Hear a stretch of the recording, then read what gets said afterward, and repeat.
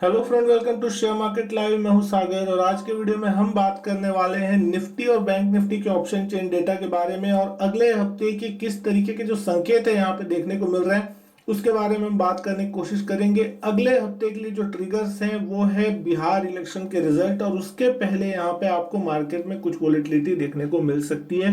यहाँ पे जिस तरीके से कल के दिन फ्राइडे को निफ्टी में एक रिकॉर्ड क्लोजिंग जो है देखने को मिली 12,263 के आसपास, 143 अंकों की शानदार तेजी थी निफ्टी में। दिन के हाईएस्ट पॉइंट के आसपास जाके निफ्टी बंद होता हुआ दिखाई दिया और पिछले जिस तरीके से आप देख रहे हैं कि पिछले 3-4 दिनों से अच्छी खासी जो तेजी है निचले लेवल से बनती हुई दिखाई दी। डोनाल्ड ट्रंप के इलेक्शन के बाद यूएस इलेक्शन प्रेसिडेंट जो होते हुए दिखाई दिए और उसमें जो बाइडेन की जीत लगभग तय मानी जा रही है अब, तो उसके बाद भी मार्केट में यहाँ किसी प्रकार का कोई रिएक्शन आता हुआ नहीं दिखाई दिया और मार्केट उसको भी पॉजिटिव लेते हुए दिखाई दे रहा है। जैसा कि हमने पहले भी बात की थी कि मार्केट में कोई खास बड़ा उतना जर्क आता हुआ फिलहाल नहीं दिखाएगा।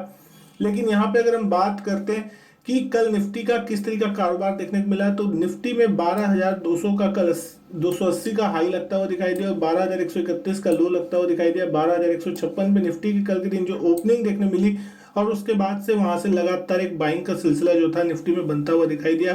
पूरी तरीके से बाय ऑन डिप्स का जो मार्केट है ये होता हुआ दिख रहा है। थोड़ी भी डिप आती है वहां पे अच्छी खासी बाइंग जो है इमर्ज होती हुई दिखाई दे रही है निफ्टी में।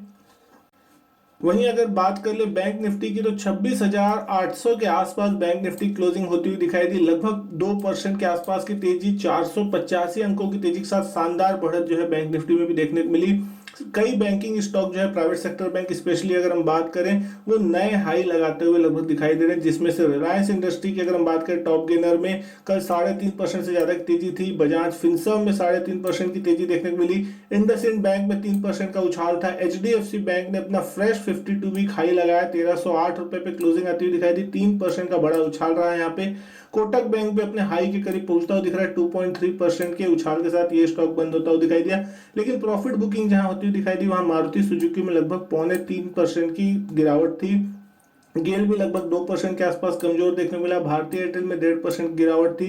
एशियन पेंट लगभग 1.5% कमजोर था और ग्रासिम में भी लगभग 1.3% की लगभग गिरावट देखने को मिली। लेकिन अगर हम बात करें कल के ग्लोबल मार्केट्स की, कल के ग्लोबल मार्केट्स क्या हाल थे, तो निफ्टी फ्यूचर्स के जो लेवल है कल रात तक 12,350, यानी कि सोमवार के दिन भी आपको एक ब्लॉकबस्टर सेशन देखने को मिल सकता है। 12,350 का लेवल भी पार हो सकता है और हो सकता है आपको 12,400 के भी दर्शन हो जाए तो कोई बड़ी चीज नहीं है। और कल के दिन अगर सोमवार के दिन फ्रेश हाई लगता हुआ दिखाई दे निफ्टी में तो भी कोई बड़ी चीज नहीं है। आपको नेक्स्ट वीक शायद निफ्टी में फ्रेश हाई लगते हुए दिख सकते हैं। ऐसे संकेत जो है ग्लोबल मार्केट से निकल के आ रहे हैं। डाउ फ्यूचर्स की बात करें तो गिरावट के बाद यहाँ पे अच्छी खासी रिकवरी देखने को मिली निचले लेवल से और एकदम माइनर गिरावट के साथ यहाँ पे बंद होता हुआ दिखाई दिया। नेस्डेक फ्यूचर, एसएनपी 500 भी अपने निचले लेवल से अच्छी खासी शानदार रिकवरी देके बंद होते हुए दिखाई दिए। जिस तरीके से हमारे जब बाजार बंद हो रहे थे तब ये सारे बाजार लाल थे, लेकिन फाइनली क्लोजिंग ग्रीन में होती हुई दिखाई दी। वहीं यूरोपियन मार्केट की भी अगर हम बात करें तो माइनर नेगेटिव टू पॉजिटिव कारोबार ये करते हुए दिखाई दिए। लेकिन हमारे मार्केट में जो तेजी बनती हुई दिखाई दे रही है उसका सबसे बड़ा रीजन जो है वो है एफआईएस की बाइंग। एफआईएस यहाँ पे भर भर के बाइंग करे और कल के दिन भी आप देखेंगे 6 नवंबर के दिन 4,500 5,000 करोड़ तक की जो खरीदारी है, 4,870 करोड़ की खरीदारी जो है कल के दिन कैश मार्केट में एफआईएस ने की है। तो जैसे ही 12,000 का लेवल पार हुआ यहाँ एफआईएस ने बाई बटन दबा दिया है और अच्छी खासी बाइंग जो एफआईएस करते हुए दिख रहा है और जिसके कारण मार्केट में जो तेजी है वो रुकने का नाम ले नहीं रही है। और अगर हम बात करें डीआईएस की तो वो यहाँ पे अब आ चुके हैं प्रॉफिट बुकिंग जोन में। लगभग 2938 करोड़ की जो सेलिंग है वो यहाँ पे डीआईएस कल के दिन मार्केट में करते हुए दिखाई दे रहे। तो डेफिनेटली एफआईएस बाई करेंगे तो सामने सप्लाई यहाँ पे डीआईएस उनको देते हुए दिखाई देंगे। लेकिन अगर बात करें निफ्टी में किस तरीके के डेटा बनते हुए दिख रहे हैं तो निफ्टी के अगर हम डेटा की बात करते हैं तो निफ्टी यहाँ पे अच्छा खासा पोजीशन बनाता हुआ दिखाई दे रहा है। वीकली क्लोजिंग के हिसाब से अगर आप बात करोगे तो एक अच्छी खासी पोजीशन बनी है। 12,000 का जो लेवल है यहाँ पे आपको एक अच्छी खासी पोजीशन देखने मिलेगी। 30 लाख शेयरों की बड़ी पोजीशन जो है वो यहाँ पे बनी हुई है। 11,78,000 शेयर जो है पुट राइटर्स के रूप में नए जुड़े। तो 12,000 तो एक रॉक बॉटम सपोर्ट है। 12,000 टूटने की उम्मीद फिलहाल यहाँ पे मार्केट में कोई भी नहीं कर रहा है। लेकिन अब बात आती है 12,100 और 12,200 की। 12,100 पे भी लगभग कल के दिन 13 लाख शेयर नए जुड़ते हुए दिखाई दिए और टोटल 22 लाख शेयरों का ओपन इंटरेस्ट है। और वहीं 12,200 के पुट पे भी फ्रेश पुट राइटिंग होती हुई दिखाई दी है। 12,39,000 शेयरों की और 13,96,000 शेयरों का टोटल ओपन इंटरेस्ट यहाँ पे बना है। तो अब कहीं ना कहीं 12,200 ही एक ऐसा सपोर्ट लेवल हो गया निफ्टी के लिए जिसको तोड़ना इतना आसान नहीं होगा। तो फिर 12,000 12,100 की बात की हो जाएगी। अब कोई बड़ी खबर आती है जैसे कि अब इलेक्शन के रिजल्ट आने वाले हैं, जहां पे कोई अगर शॉक लगता है तो हो सकता है एक छोटा मोटा जर्क यहाँ पे आता हुआ दिखाई दे, लेकिन वो जर्क भी एक बाइंग अपॉर्चुनिटी होगी, ना कि वहां पे फिर से सेल बनाने का मौका।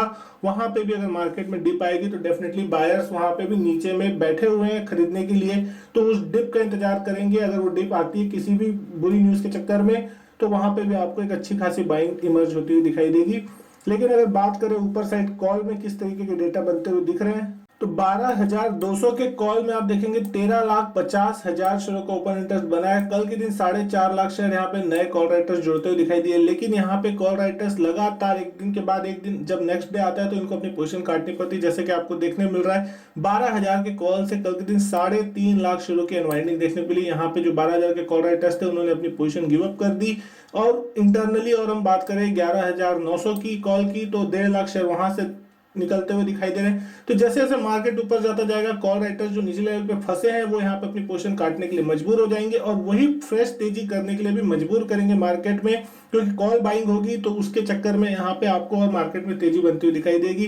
लेकिन 12,300 के कॉल की अगर हम बात करें, कल के दिन यहाँ पे भी लगभग 4.25 लाख शेयरों की एडिशन देखने को मिली, और टोटल ओपन इंटरेस्ट 11,42,000 शेयरों का है। तो कोई खास बड़ा ओपन इंटरेस्ट है नहीं, तो कॉल राइटर्स यहाँ पे डरे हुए हैं और उनको इतना विश्वास नहीं है कि यहाँ पे ऊपर मार्केट अब जाएगा और लगातार जाएगा, और यहाँ पे मार्केट गिरावट देगा या नहीं देगा इसकी कोई गारंटी है नहीं फिलहाल। तो कॉल राइटर्स का यहाँ पे कोई भी कॉन्फिडेंस देखने को मिल नहीं रहा है। 12,400 के कॉल की भी अगर हम बात करते हैं तो लगभग 11,62,000 शेयरों का ओपन इंटरेस्ट यहाँ बना है, और 4 लाख शेयर यहाँ पे निकलते हुए दिखाई दिए। 12,431 का लाइफ टाइम हाई जो है निफ्टी ने लगाया था, अगर वो लेवल पार हो जाता है और क्लोजिंग बेसिस पे 12,361 के आसपास का कोई लेवल है जिसके ऊपर अगर निफ्टी की क्लोजिंग आती है तो फिर निफ्टी में आपको 12,500 तक के जो लेवल है वो भी देखने को नियर टर्म में मिल सकते हैं। यहाँ पे जिस तरीके से निफ्टी दिखा रहा है, हालांकि 12,500 का जो कॉल है वहां पे आपको एक अच्छा बड़ा ओपन इंटरेस्ट देखने को मिलेगा 19,26,000 शेयरों का, और 6.25 लाख शेयर के आसपास कल के दिन यहाँ जुड़ते हुए दिखाई दिए।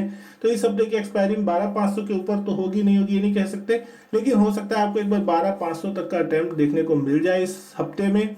तो ये थी दोस्तों निफ्टी की एक्सपायरी के डेटा के किस तरीके से वीकली एक्सपायरी अगले हफ्ते हो सकती है और किस रेंज में मार्केट रह सकता है। मार्केट की रेंज ये वाइड हो सकती है 12,000 से 12,500, क्योंकि बिहार इलेक्शन है तो आपको हो सकता है दोनों ही साइड के मूव अगर अचानक से कुछ मिलने वाले हो तो हो सकते हैं वॉलेटिलिटी बनी रहेगी, लेकिन मार्केट के ट्रेंड में अभी कोई भी गिरावट नहीं जब तक 12,000 के लेवल के नीचे जाके निफ्टी क्लोजिंग नहीं देता। लेकिन वही अगर हम बात करते हैं बैंक निफ्टी के डेटा की, बैंक निफ्टी किस तरीके से कामकाज करता हुआ यहाँ पे आपको दिखाई दे रहा है। तो बैंक निफ्टी की जो क्लोजिंग थी कल की 26,800, और अच्छी खासी बाइंग यहाँ पे 25,000 के लेवल के निकलने के बाद होती हुई दिखाई दी। एक तरफा तेजी जो है बैंक निफ्टी में होती हुई दिख रही है।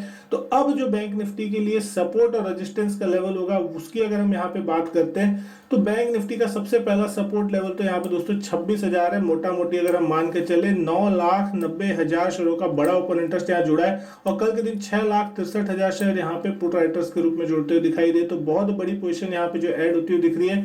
तो 26,000 का लेवल टूटना इतना आसान नहीं होगा। 26,000 के आसपास आते ही बैंक निफ्टी में बाइंग इमर्ज होती हुई दिखाई देगी। वहीं 26,500 भी एक अच्छा सपोर्ट का लेवल है।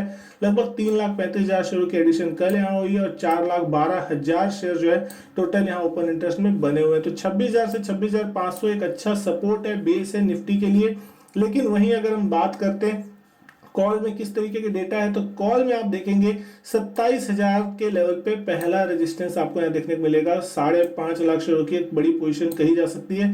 2,38,000 शेयर यहाँ पे नए जुड़े हैं, लेकिन अगर 27,000 का लेवल पार होगा तो डेफिनेटली यहाँ पे फिर से कॉल राइटर्स के बीच मारामारी मस्ती नजर आएगी और वो अपनी पोजीशन काटने के लिए मजबूर हो जाएंगे, क्योंकि उसके बाद और भी अच्छी खासी तेजी जो है बैंक निफ्टी में देखने को मिल सकती है।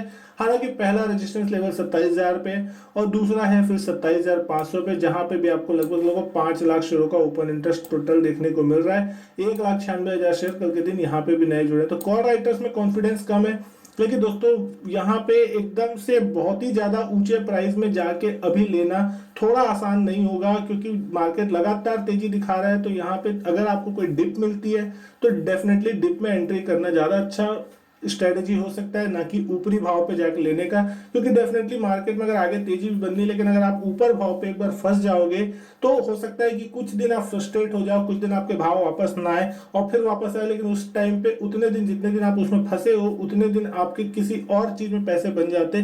तो यहाँ पे इन सारी चीजों को देखना होगा। तो अब मार्केट में ऐसा समय आ चुका है कि यहाँ पे आपको स्टॉक स्पेसिफिक होना होगा, जो स्टॉक नहीं चले हैं और जो अच्छे फंडामेंटल वाले उनको खोजने की कोशिश करें और यहाँ पे उन स्टॉक्स में पैसे लगा के वहां पे कमाई करने की कोशिश कर सकते हैं। लेकिन यहाँ पे जिस स्टॉक को भी आप खोजें उनके फंडामेंटल्स अच्छे होने चाहिए, उनकी कंपनी का बैकग्राउंड अच्छा होना चाहिए।